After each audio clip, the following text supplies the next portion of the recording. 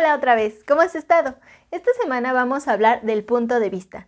¿Será relativo cuando analicemos algún texto? Definitivamente sí, pues cuando aplicamos el punto de vista de una persona o de nosotros mismos a una lectura, vamos a ver que la vamos a entender de diversas formas posibles, ya sea de una forma muy objetiva, pero también una forma subjetiva. Por ello, en esta sesión nos vamos a centrar en esos dos aspectos, objetividad y subjetividad presentes en el texto. ¡Comencemos! Para ayudarte a ampliar tus conocimientos sobre este tema, vamos a apoyarnos en nuestro libro de Lenguaje y Comunicación 1, analizando el tema 18. Vamos a leer con detenimiento la teoría y subrayar las ideas más importantes. Recuerda, si no tienes este libro, no te preocupes, puedes hacer una investigación sobre el tema, pero buscando siempre fuentes de información confiables. Realiza la lectura, la investigación, termina de subrayar y regresas a este video. Unos momentos después. Retroalimentando lo aprendido. Objetividad y subjetividad presentes en el texto. Es necesario que para analizar este tema, en primer lugar entendamos qué significa la objetividad y la subjetividad en un texto. En primer lugar, la objetividad será o deberá entenderse como la exposición de los hechos, es decir, aquí simplemente se van a presentar los datos y los acontecimientos y no expresaremos ninguna opinión. Caso contrario ocurre con la subjetividad. Esta se basa en manifestaciones propias que dan origen a una opinión personal. Vamos a expresar el punto de vista e inclusive nuestros sentimientos.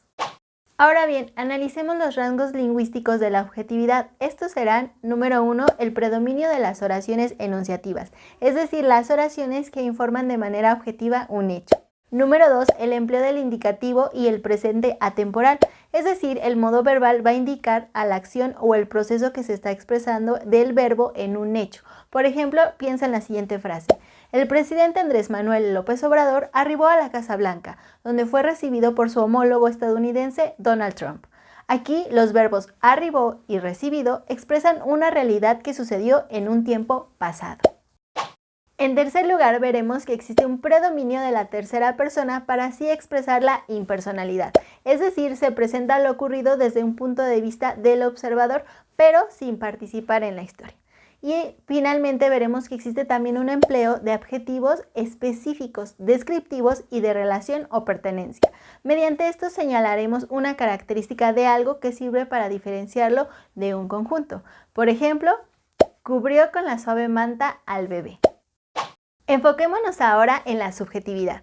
Algunos rasgos lingüísticos de estas son: número 1, uso de determinantes posesivos y de formas pronominales y verbales de la primera persona.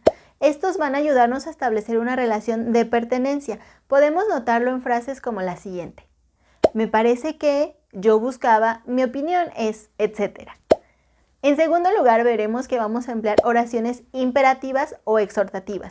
Estas van a intentar influir en el receptor a través de enunciados impositivos. Por ejemplo, lo siguiente: estudia con todas tus fuerzas y verás tu recompensa muy pronto.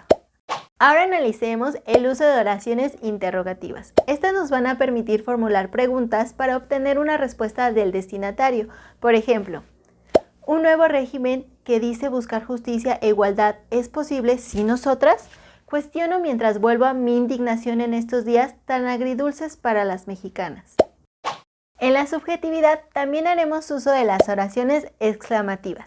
Se van a utilizar para expresar sentimientos que hace el emisor reaccionar con énfasis, de modo que dichas oraciones van a destacar por sobre lo demás. Por ejemplo, ¡qué terrible experiencia ser víctima de un atentado terrorista! Finalmente veremos que en la subjetividad también hacemos uso de las redundancias y pleonasmos, donde se emplea uno o más vocablos innecesarios en una frase para así intensificar su significado. Por ejemplo, lo vi con mis propios ojos. Ahora veamos el uso de los signos de puntuación. Es necesario emplear en ocasiones los puntos suspensivos para así expresar una duda, temor o bien continuar con palabras y dejar una expresión incompleta.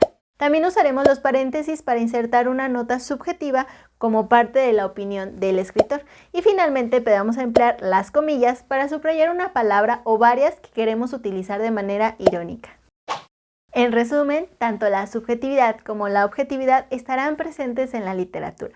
La primera será la que mantendrá al lector en expectativa, deseando conocer qué pasa con el resto de la historia, mientras la objetividad nos va a permitir situar al lector en un contexto de la historia, llevarlo a reconocer los hechos y las situaciones cotidianas que estamos contando y que también están ubicadas en un tiempo y en un espacio.